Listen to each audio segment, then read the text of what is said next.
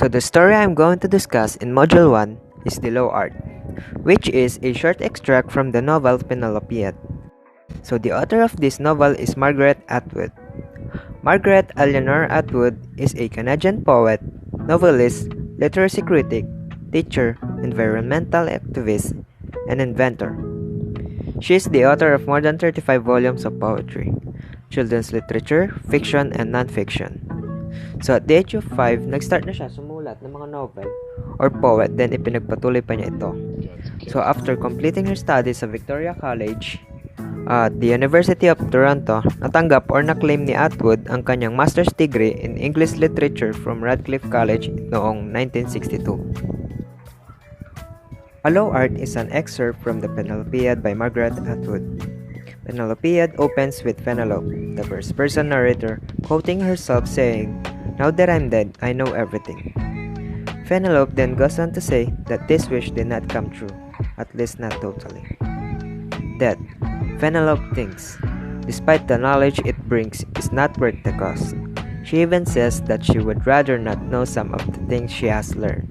In Homer's The Odyssey, Odysseus' fancy and heroic adventures and Penelope being the bad guy were highlighted. However, A Low Art through Penelope's perspective discuss how Odysseus, her husband, made a fool out of her by the versions of narrations about their relationship. Penelope narrates how great Odysseus is in making fools for making people believe with his version of events. Penelope's agony and pain was shown by A Low Art, with her version of story, keeping a blind eye to achieve her happy ending, her little story making it somehow to clear her sight. Why does Penelope consider storytelling a low art? Penelope considers a storytelling to be a low art because various people have different versions of the same story. What some people believe may not be the same as what others believe. How does Penelope's portrayal differ from the traditional portrayal of Odysseus? What do you think of Odysseus? Many individuals thought his version of events accurate. Meanwhile, what others think of him, Penelope was well aware from the outset that he was a con artist and a liar. Odysseus, in my opinion, may be compared to a lie most people believe rather than the truth because what he was what people would believe despite the fact that deeds he shown were lies. Based on Penelope's perspective, how is she different from how the epic portrays her? What do you think of Penelope's character in the preceding story? So, Penelope felt compelled to tell her story because she is unsatisfied with Homer's portrayal of her and others' myths about her. Some critics dismiss Penelope as a paragon of marital fidelity, a serious and industrious character, a devoted wife and mother, but one who lacks the fascination and zest for life that some of Homer's immortal women display. However, in the excerpt from the Penelopiad, A Low Art, Penelope wanted to speak out the true version of her. What does she have to say about the official version of what happened? Why does she point this out? Penelope feels that the official versions of events flatten her character into a means of controlling other women, making her an ideal of blind faithfulness and constancy toward her husband, to a standard to which other women were then held, and showing how narrative can be oppressive. So, why does she call herself a stick to beat other women with? Do I agree with her? Yes, I agree with Penelope. She had only realized many painful things when she said was already dead and like being a stick used to beat other women with, and how her husband would trick her and how people would speak of her. Why does Penelope say that she sounds like an owl when she tries to warn other women? When Penelope tried to warn other ladies, she sounded like an owl because people wouldn't want to listen to her. How much of ancient history do you think is fact and how much on gossip or exaggeration? Gossips may sometimes be true, but ancient history are more of truth because they are really based on proofs like different materials with source of information. Do you think a story is colored by the biases of the storyteller? For me, yes. We will never know the idea that the author itself may hold biases and opinions that does not resemble that of reality. He can think he can think of whatever is happening now, but can express his own ideas and opinions that may hold biases on another. Do you think history is colored by the biases of the historian? For me, no. History is unique itself, and no one can ever change that. Moreover, historians base history on a testimony of an eyewitness or an account of someone who has first-hand information on the subject and uses primary materials as the source of information. And does this story change the way you look at literature and history? Um, yes, and it does change the way I look at literature and history. Knowing na merong mga different versions of story about Penelope and Odysseus, naisip ko din that some parts of literature and history ay hindi lahat totoo. Siya po si Alessandro Barrico. He is an Italian writer, director, and performer. His novels have been translated into a wide number of languages. Alessandro Barrico's Silk is a powerful and erotic tale that reveals how one's man desire threatens to ruin his life. So, ang next story natin ay ang The Silk. Ang The Silk, ang kwento nito is, may isang French nobleman na nagpunta sa Japan at ito ay si Hervé Joncourt. Si Hervé Joncourt ay isang kasal na lalaki. So, yon nagpunta siya sa Japan upang maghanap ng silkworm. Sa pagpunta niya ng Japan, na-meet niya doon si Harake at ang kanyang mistress. Ang mistress ni Harake is parang kanang kamay niya. Doon na-meet ni Hervé Joncourt yung kanyang mistress na kalaguyo. Dahil parang nagkaroon ng something sa kanila, nagsimula ito dun sa pag-seduce nung mistress ni Harake kay Hervé Joncourt. So, yun yung kwento ng The Silk. So, paano nga ito naging related sa world history and literature? Ang Japan kasi ay isa one of the biggest producer of raw silkworm. And parte na yun ng kultura ng Japan.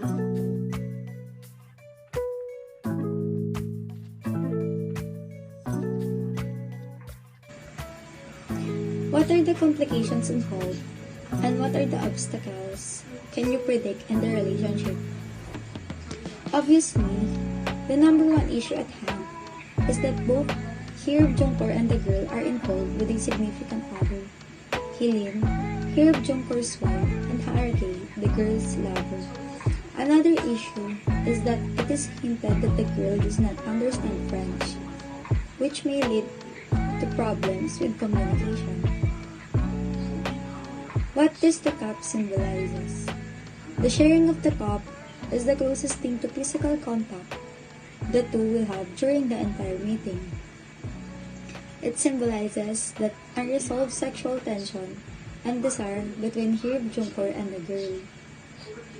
What is the significance of the glances between Hervé and the girl? The glances are significant because it serves as a mean of communication of the two. It is the separate conversation they are having representing their lust for each other. Do you find the text romantic? Why or why not? No. Romance must be something deeply embedded within people's emotion. The text alone is just an expression of lust between two individuals who really feel nothing for each others. And the mere idea that Hervé Joncourt is emotionally cheating on his wife is enough to diminish any romantic undertones. What does this reveal about the possible attraction of being with someone from a different place? Being someone from a different place is exciting and may also seem like an adventure. This text reveals an exciting curiosity behind the idea of this, and the fascination we have for things that seem far away from us. However, communication issues may occur along the way. Malinche by Laura Esquivel.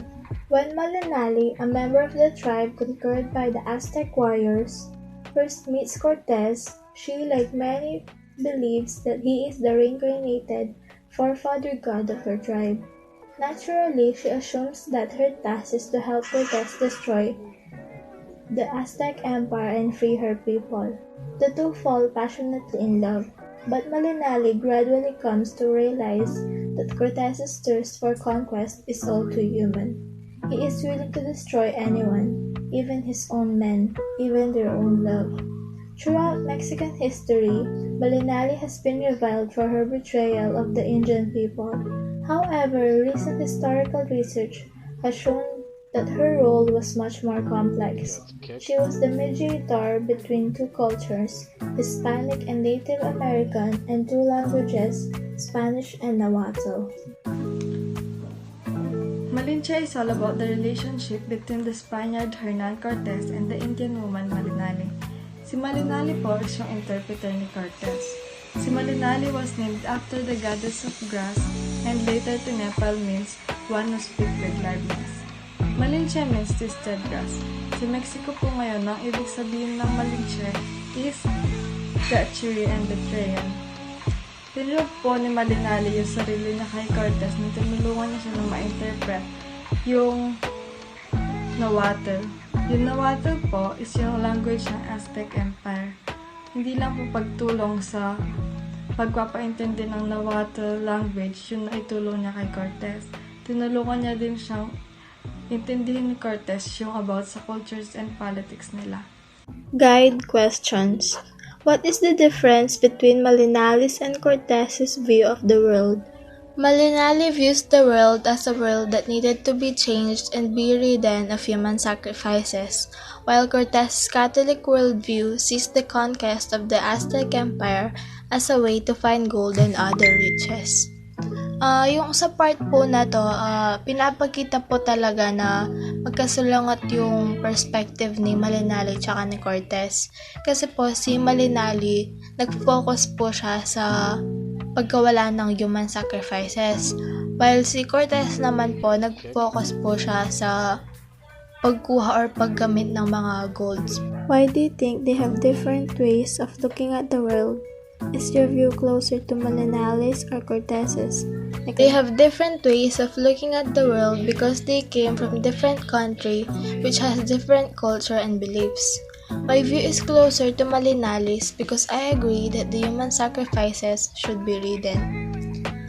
Yung dito naman po ma'am, pinapakita po na kaya magkasulungat yung pananaw ni Malinali tsaka ni Cortez kasi po galing po sila sa magkaibang country which has different culture and beliefs po. Tapos po nag-agree po ko kay Malinali na dapat nang mawala yung human sacrifices kasi mali naman po talaga yun.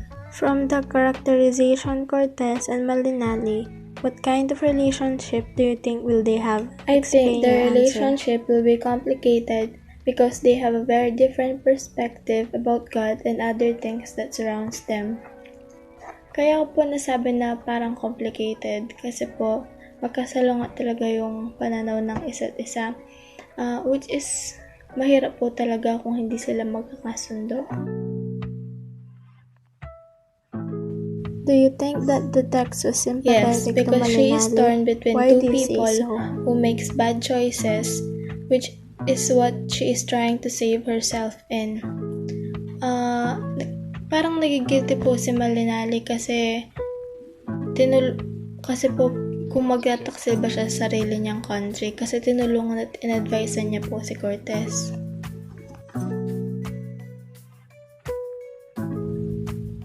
Because of her perspective and what she's going through. Malinali? Yun dito naman po, yung pagtingin po ng tao kay Malinali, base po sa pananaw tsaka sa mga pinagdaanan niya. Tsaka si Malinali po, siya yung tao na dahil parang nag-focus po sa kung paano mag-improve tsaka magiging better ka as a person. How would you describe the misunderstanding that happened between Malinali and Cortez? What kind of relationship do you think they have?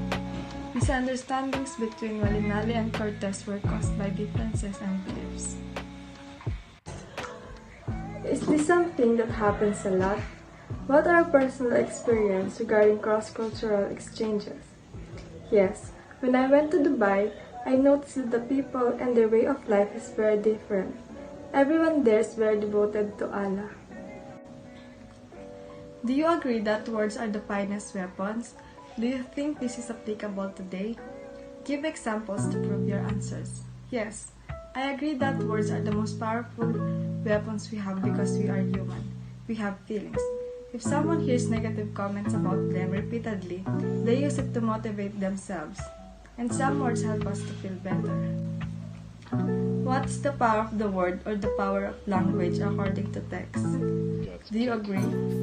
Words are singularly the most powerful force available to humanity. We can choose to use this force constructively with words of encouragement, or destructively using words of despair. Words have an energy and power with the ability to help, to heal, to hurt, to hinder, to harm, to humiliate, and to humble. Compare and contrast the two colonial experiences of Mexico and the Philippines. Mexico, like the Philippines, was a colony where people were forced to work. Mexicans were relocated to cities, leaving the land for farming in the same way that we do. However, Mexico has many differences, including the fact that despite being a colony, they have rights and a better government than we do.